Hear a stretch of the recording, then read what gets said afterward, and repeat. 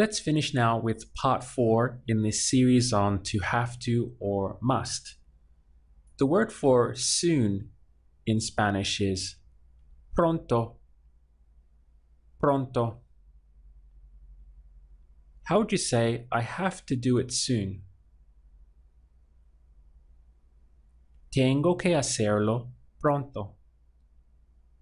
To say very soon would be muy pronto. So muy for very and pronto for soon. Muy pronto. Try to say he has to find it very soon. Tiene que encontrarlo muy pronto. He has to find it. Tiene que encontrarlo very soon, muy pronto. How would you say she has to find it later? Tiene que encontrarlo más tarde. She has to find it. Tiene que encontrarlo. Later, literally more late. Más tarde. The word for if is simply si, without any accent over the I. That's the only thing that differentiates it from being yes. So si means if, or yes with an accent over the I. How would you say, I want to know? Quiero saber. I want to know if he can do it for me later.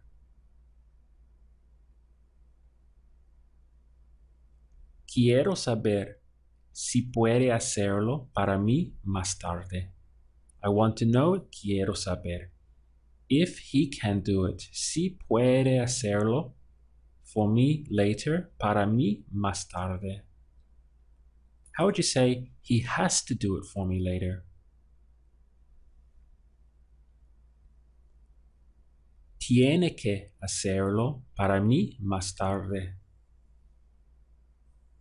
How would you ask? Does he have to do it for me later?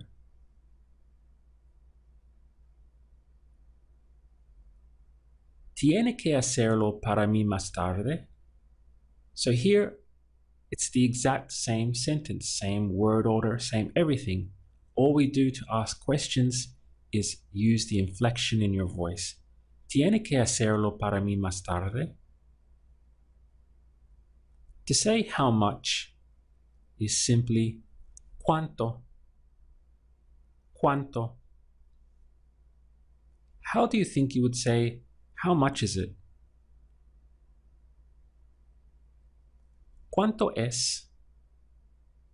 So literally how much it is. ¿Cuánto es? How would you say, I have to see how much it is?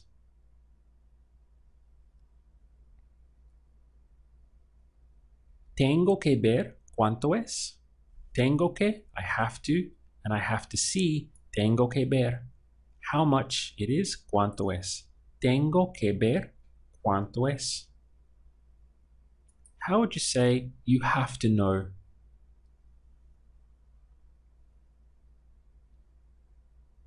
Tienes que saber. So tienes que, you have to, and no saber. Tienes que saber. The word for expensive is caro, like the English word for car. Caro is expensive. How would you say, you have to know if it's expensive? Tienes que saber si es caro. So you have to, tienes que, you have to know, tienes que saber. If it is, si es, expensive, caro. How would you say, you have to know it? Tienes que saberlo. Here we're doing the exact same thing as before, having the full verb saber, to know, and then hooking on the it. Tienes que saberlo. The word for too much in Spanish is a very useful word, and it's demasiado. So we have demasiado, demasiado, demasiado. How would you say it's too expensive? Es demasiado caro. Es demasiado caro. Try to say, I can't buy it because it's too expensive for me.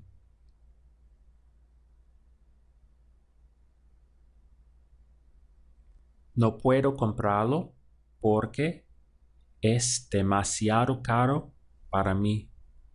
We have I can't, no puedo. I can't buy it, no puedo comprarlo. Because, porque. It's too expensive. Es demasiado caro for me, para mí.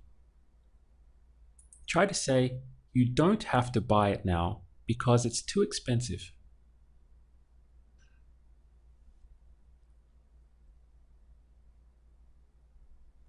No tienes que comprarlo ahora porque es demasiado caro. You don't have to, no tienes que. You don't have to buy it. No tienes que comprarlo now, ahora. Because, porque, it's too expensive. Es demasiado caro.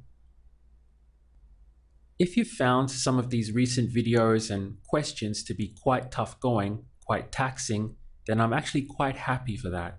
Because learning a language requires a lot of mental weightlifting. It's hard work. You have to go slowly. You have to think out things step by step. You have to be careful with how you end the words, the structure, and all of that. It should happen all in slow motion at first and then get gradually more faster and fluent as we progress further into the levels. Just make sure that you really are doing that mental weightlifting. In a way, we're kind of building muscles, mental muscles to be able to speak the language and to be independent. So we're not relying on phrases that we have just learned by rote or memorization. We want to be free of all of that. We want to have freedom to express what we want to say, no matter what the situation is, to be able to hold a conversation, to be able to express our opinions, even have the confidence to have an argument in Spanish.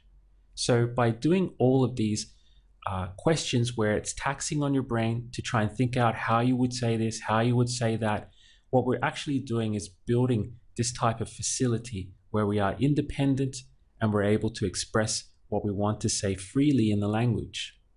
All you have to do is keep repeating the videos until you feel comfortable. So long as you're understanding why something was wrong, you're doing fine, even if you have to repeat it 20 times. The only thing to watch out for is when you don't understand why something was wrong, because that shows that either I didn't do a good enough job of explaining it to you, or that you need to go back and repeat the lessons again to refresh your memory.